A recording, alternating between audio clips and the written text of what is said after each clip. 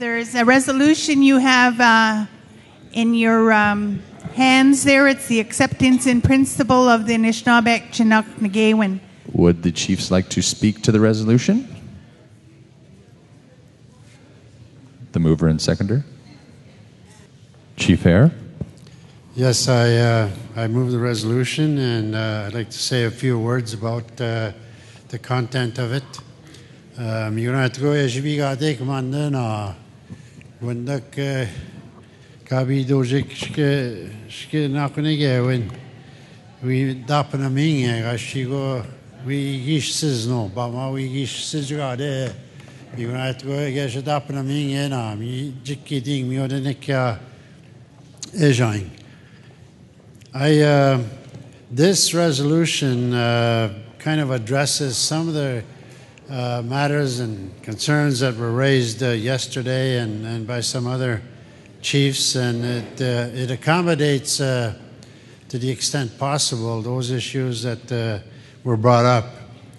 The first one, of course, that was brought up is by the steering committee is that we accept their recommendations in principle, and that having done so, there is still the option and the opportunity for each individual First Nation to continue discussions on the Chinook Nagawin until March 2012, and that the chiefs prepared to adopt and proclaim the Anishinaabeg Chinook Nagawin in June 2012.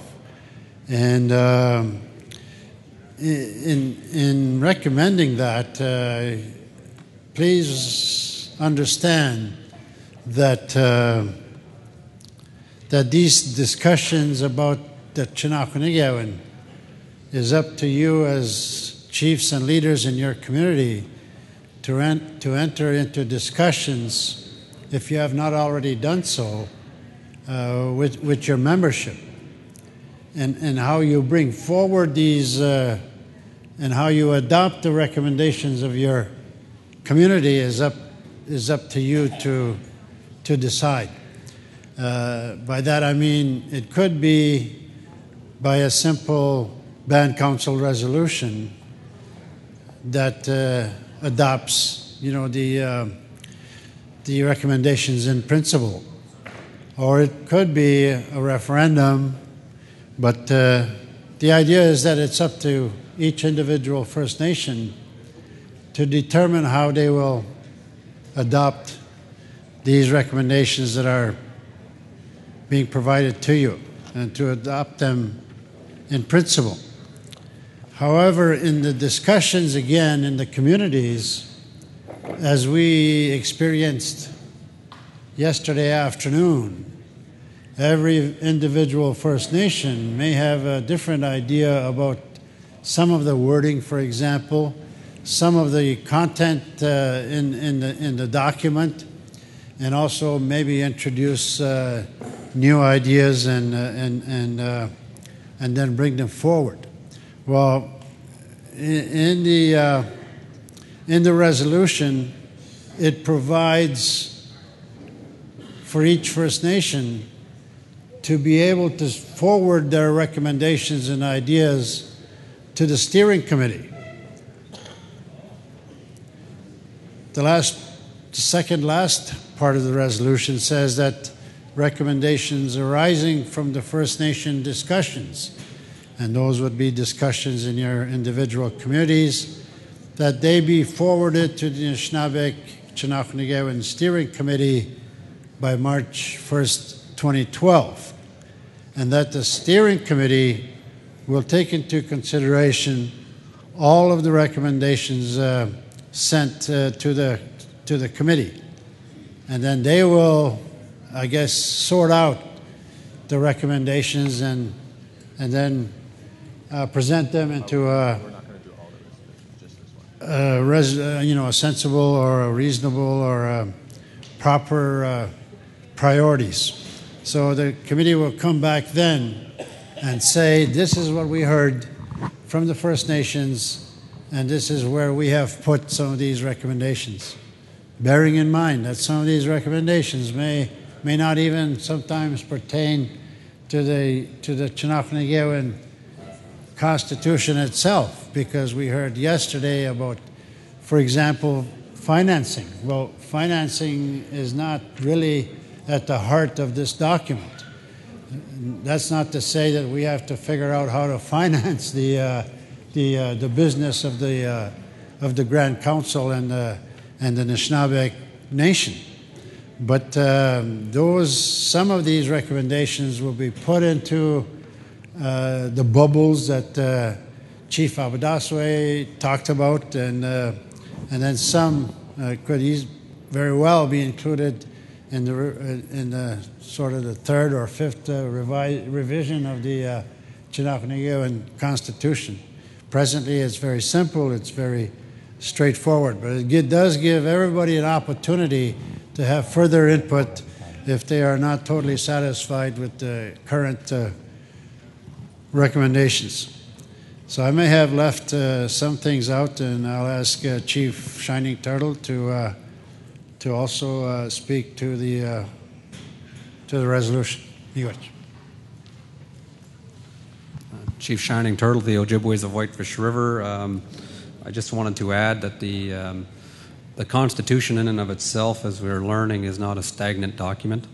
This will and should evolve over time, and I think we need a starting point, though. So this is some of the very best work our citizens have come up with, and it's time that we adopt this and move forward. The other part of the Constitution, it's not the government, and I think we're a little bit confused by that. It's a document. The governance of that is yet to be worked out, and we have those bubbles and a lot of work that's being done here. This is the guiding principles under which our government will operate at some point in the future. And I want to remind the Assembly and our leadership, what is the cost of doing nothing? We talk about finance, and we get rigid about these things. But I want to talk about the cost of doing nothing and the debate governments have got us into doing, which is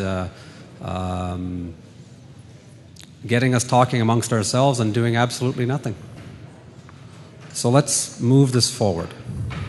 Let's be pragmatic about the future. And I think about young people that are coming along that will take these documents in places that we can only imagine today.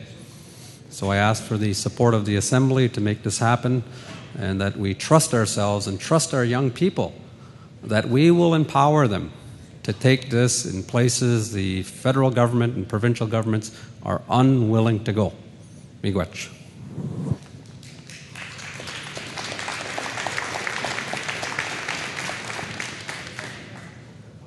Miigwech, Chief Shining Turtle. Any discussion on the resolution?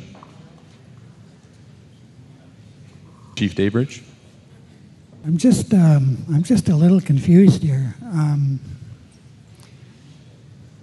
I heard yesterday that this Chinookanagewin was going to give us rights, and I always thought our treaty did that.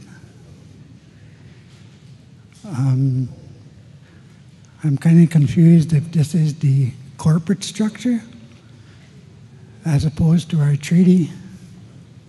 Maybe somebody can answer that, because our treaties are international agreements. And if we're going to be signing something with the government, then I think it should be really looked at seriously. Maybe if there's legal people in the room here, maybe they can help me out here. Okay, Miigwech, Chief. The Chief just had, Chief Daybridge had some issues about whether agreeing to for Mississauga number 8 to agree to this Constitution, whether or not that would affect the treaty rights, particularly those First Nations that are signatory to the Robinson-Huron Treaty. But what I explained to him is that that doesn't impact in any way the treaty rights of any treaty signatories. As I understand the way the Constitution is wording, and then there's also, there's also provisions in the Constitution document that they're reviewing as well that says,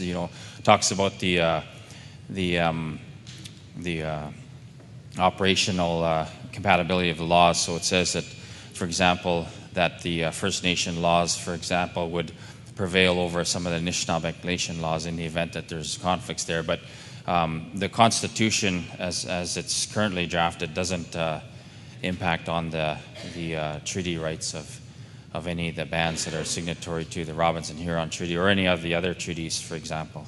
So, miigwech, Chief. Any further discussions? The resolution has been moved and seconded.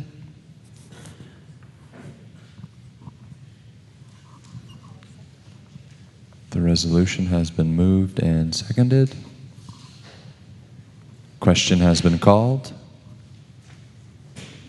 All in favor? Opposed? Abstentions? Motion carried.